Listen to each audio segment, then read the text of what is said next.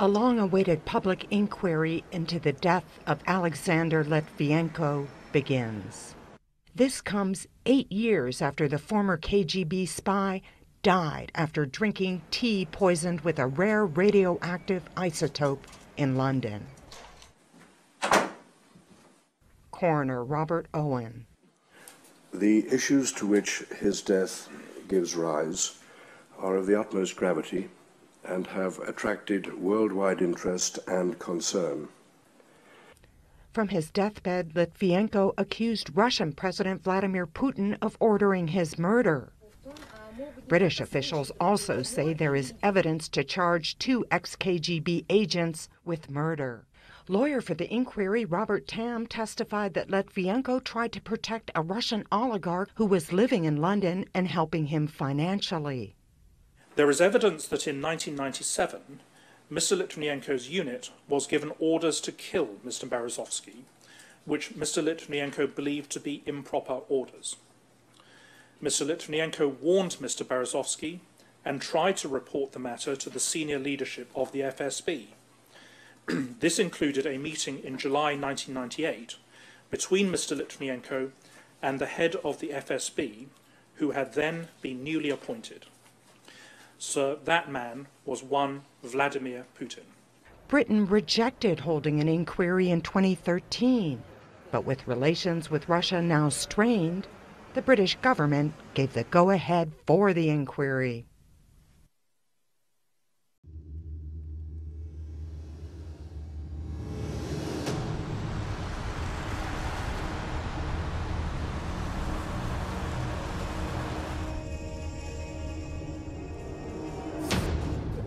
Alexander Litvinenko's death from acute radiation sickness was slow and agonizing. But unlike most murder victims, he was able to give extensive interviews to British detectives before he died. The inquiry heard that as he lay on his deathbed, he told them he'd been targeted by the Russian Secret Service on the personal orders of Vladimir Putin. The trail of polonium traces leads not just from London to Moscow, but directly to the door of Vladimir Putin's office, and that Mr. Putin should be unmasked by this inquiry as nothing more than a common criminal dressed up as a head of state. Alexander Litvinenko was a former agent for the FSB, the successor organization of the KGB. The fitness fanatic was an outspoken critic of the Kremlin. He fled to the UK in 2000, where he was given political asylum. It's thought he then worked for MI6 and Spanish intelligence as an informer. The inquiry also heard the public statement Litvinenko had written in hospital whilst under police guard. It was read out by his friend Alex Goldfarb. In it, he again points the finger of blame at the Russian president. You may succeed in silencing one man, but the howl of protest from around the world will reverberate, Mr. Putin, in your ears for the rest of your life. Alexander Litvinenko fell ill after meeting 2 Russian contacts, Dmitry Kovtun and Andrei Lugovoy, here at the Millennium Hotel in Grosvenor Square on November the 1st, 2006. He'd drunk tea that had been poisoned with a radioactive isotope, polonium-210. Now, the 2 men in question are back in Moscow and have been there for years. They're wanted by the British police on suspicion of murder. The inquiry then will attempt to fathom out what their involvement was and ultimately whether or not the Russian state orchestrated the killing. But the inquiry heard there may have been another poisoning attempt. Polonium was detected in places that were visited by the suspects before November the 1st. And crucially, hair samples taken from Litvinenko showed he may have been poisoned with polonium-210 at a meeting on October the 16th in central London. Kovtun and Lugovoy have been charged with Litvinenko's murder in absentia. From the safety of Russia, they even held press conferences accusing MI6 of carrying out the killing. But the inquiry heard that Dmitry Kovtun had met a friend in Hamburg in Germany in the days before the murder. Known as D3, he'll testify anonymously that Kovtun asked him to help with the poison plot because Litvinenko was a traitor with blood on his hands. Mr. Kovtun then asked him a question that one might think was unusual. Did he, D3, know a cook who was working in London?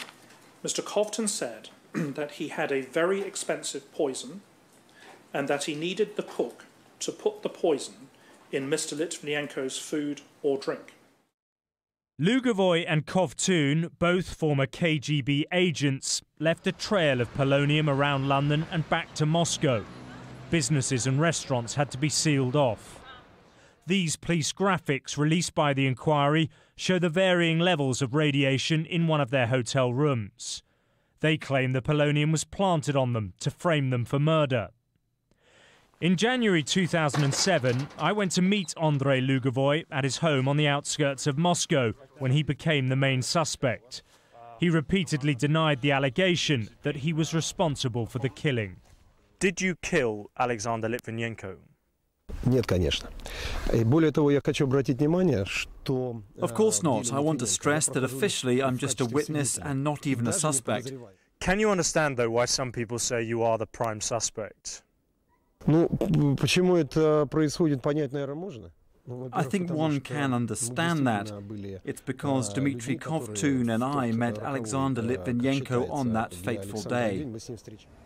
Over the next 10 weeks, the inquiry will attempt to unravel the murky events surrounding the murder of Alexander Litvinenko. It is also likely to cause further diplomatic damage, reopening fresh wounds between London and Moscow at a time when relations are already at an all-time low. Alexander Litvinenko's widow hopes the hearing will give her closure. She also wants the truth about her husband to emerge, so it puts an end to 8 years of speculation about her husband's death. I know my husband was killed. I saw how it did happen. It was a torture.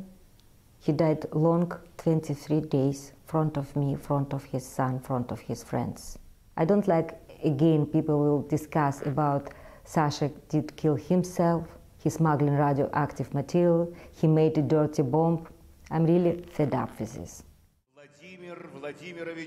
Over the years, Alexander Litvinenko had made a number of very public allegations against Vladimir Putin. He accused the Russian president of ordering the bombing of an apartment block in Moscow as a pretext for the Second Chechen War. He also claimed Putin ordered the murder of his friend, the human rights journalist Anna Politkovskaya. She was gunned down in her Moscow apartment block in October 2006. He had to be eliminated, not because he was an enemy of the Russian state itself, and certainly not because he was an enemy of the Russian people, but because he had become an enemy of the close-knit group of criminals who surrounded and still surround Vladimir Putin and who keep his corrupt regime in power. The Kremlin has always denied it was responsible for the murder. It claims the inquiry is part of a wider smear campaign and anti-Russian agenda by the West. But in Russia, many people view Litvinenko as a traitor. The inquiry will consider whether or not that alone was enough to get him killed. Alex Rossi, Sky News, Central London.